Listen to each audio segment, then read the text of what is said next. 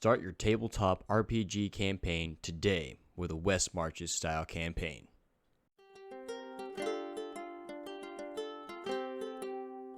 Hey everyone, quick video that I wanted to do showing Owlbear and how I sort of began my West Marches campaign from something really small, and with enough player interaction and game sessions spent in the game world, it begins to bloom and grow into something grander. And I want to show you how easy it is to begin running this style of game, and that you don't need to do a lot of work to start playing with your friends or family. Go watch my video on reasons why to run a West Marches style campaign. But here, I'll just be showing you how to quickly get this game up and running as fast as possible. I prefer simpler game rule systems like Shadowdark or Knave, but that is totally up to you because this will work for any D&D edition. Okay, so you have all your characters made, your GM's ready to go. And here's how I like to start things is you always have like a little hub town for a West Marches style campaign, because this is where they'll begin and end every session until maybe they find other hub towns. In this case, my hub town is called Gloomhog, where you have a general wares store, town guard, and a local blacksmith. And from here, I'll show you where this little town is located on a larger map. Now, when I began this campaign, this is really all you could see of the larger map, and this is really all I had really made. And so here you can see Gloomhog is nested here on the coast, and that there's only one really other notable landmark in the area, and that is this place called King's Barrow. So during the first couple of sessions, this was pretty much the only location that was known and was given for free, and didn't involve any extra risk as far as exploring new places. And King's Barrow actually is a pre-made adventure module that I just simply stitched into this larger overarching area.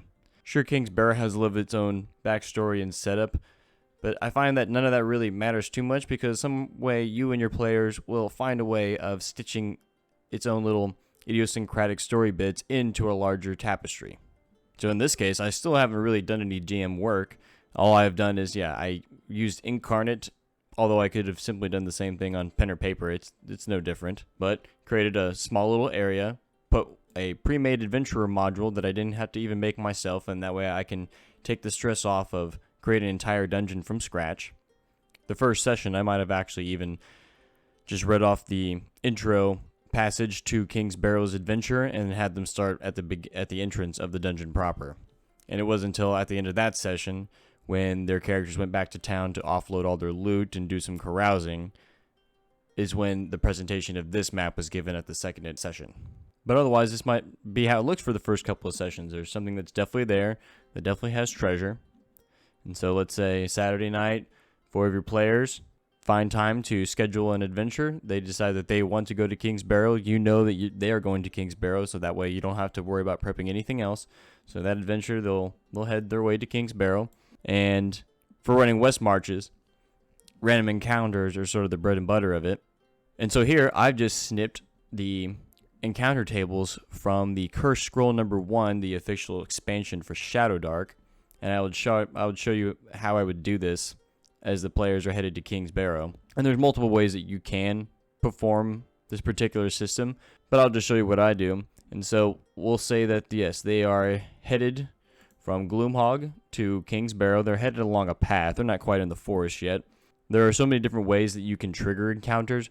For instance, every time your players decide to go to a new location, you could just say, I'm going to roll a d6, and on a 1 or 2, then we'll have an encounter. So in this case, we didn't have an encounter. Now, maybe sometimes when your map gets a little bigger and you want something a little fancier, one system that I particularly like is, if you know how many little time units or quote-unquote hours maybe it takes to get to a location. Let's say it takes 2 hours to get to King's Barrow from Gloomhog. I like to roll a d10, and like I said, if it takes 2 hours to get to King's Barrow, on a 2 or less, we're going to have an encounter in this case.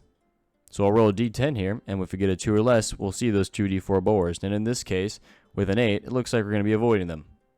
So you could roll this first before you roll whatever encounter is going to happen. You roll to see if the encounter will happen, and then find out what it is. So we'll roll a d8 and see what kind of encounter we'll find on this path today. So it looks like we rolled a 6, so it's going to be an animal of some sort. And we'll roll one more to see what animal we get on another d8. So roll the d8, we'll go down to the 5, and it looks like we got 2 d4 boars that our players are going to encounter on the way there. Now the players can choose to engage with the boars. There might be potential for loot, or they might just want to flee and save their health points for the dungeon proper, but that's totally up to them. Once you find out what it is, there are even more table systems in Shadowdark and the old school games that kind of give you a way to navigate and improvise whatever you roll. And so let's just say that we did trigger the encounter for the boars. Once we find that, we can also determine how far or away are they from the players at the start of this encounter. Roll a d6, are they close, near, or far from them?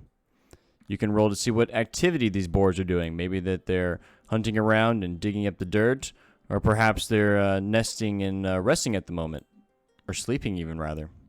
Here you can even roll the reaction if it's per se, let's say if it's a humanoid and you're not really sure how these people are going to react to your party. This is when you roll a reaction check. You roll 2d6 and add the charisma modifier of someone in the party. So we got a 9, that's pretty good, neutral. So that way you can kind of help yourself improvise and take certain cues about where maybe you want to take this little scene.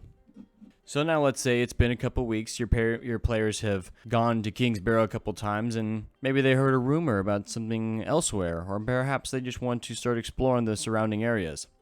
Well, here's when all you have to do is just start pulling that scope out. And as the players explore more, you can start dropping in new locations. And for instance, you really don't have to do a whole lot of work for yourself. So as we zoom out on this world map, it just gave me more opportunity to create more of it. I just created more woods, maybe some sand up here. This kind of felt cool. And to reveal the secrets here, if you'll notice, if you're familiar with any of the other cursed scroll material from Shadowdark, I've really just dropped in locations from its hex map into this area, so even less work I'm having to do. It's already essentially all done for me, and I'm just worried about running the game for my players. For instance here, Bittermold Keep is just one of the official dungeons in the Cursed Scroll number 1 zine. So therefore, once again, I don't have to do a lot of work as far as creating a dungeon from the ground up, and I can just drop it in here as a point of interest for my players whenever they want to visit it. Or this one down here, you see this one called A Ghostly Battlefield.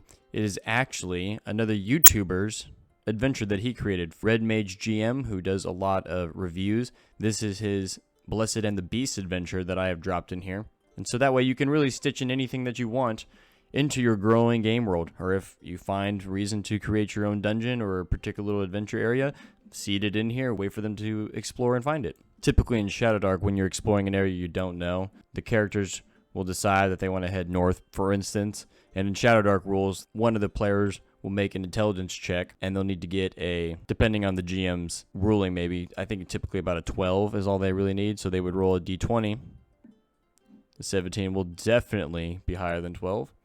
And so then therefore they'll move in the desired direction that they're headed. And if there was something there waiting that you knew it was there in that particular hex, then you can introduce it, or you can roll one of those random encounters again. Let's say if they're going into an area that they don't know, we'll just roll a d6, and on a 1 or 2, we're going to have an encounter. And then you'll pull up that chart I had earlier about all the different encounters you'll find along the path. So this is how you start to improvise your D&D game and have things be spiced up even for the GM, because you may not always know when a certain encounter is going to happen. But you at least you're aware of what are the potentialities of a particular encounters, and your players should let you know what direction they want to head to for that adventure session. Say they want to go explore the Badlands up north, so you'll pull out, you're definitely going to have your desert encounters ready to go. Or if they're going to head to the woods in the Gloamvale, then you're definitely going to have those other encounters I had earlier for the same location. And from there, your players will continue to explore and continue to explore and continue to explore, and you'll find your game world taking on a life of its own, with different players having different experiences and stories and parts of your game world where they come together and have different knowledge about what's located in that dungeon over there, or has anyone ever been to Mire Keep, and oh, don't even dare try to go to the Mossy Menhirs. And the beautiful thing about a West Marches campaign is that I can take any pre-made adventure module, stick it in here if I really like it. For instance, oh, what if I really like Curse of Strahd, or the Ravenloft adventure? Well, maybe I'll just stick it here in this fog that I made that I wasn't even sure I wanted to do. But now I have a whole adventure I can put here that players can revisit and try to tackle and defeat maybe at one point. So there you go, everyone. How to quickly start your own tabletop role-playing campaign using the West Marches style. And if you're interested in more Shadowdark supplements, please check out my Drive Through RPG page, where I'm creating all sorts of different tables and systems for you to use in your game to help you facilitate a smooth experience. Let me know if this gets you excited to run a West Marches style campaign, and let me know if you have any questions down below in the comments. Hope to see you around, and have a good one.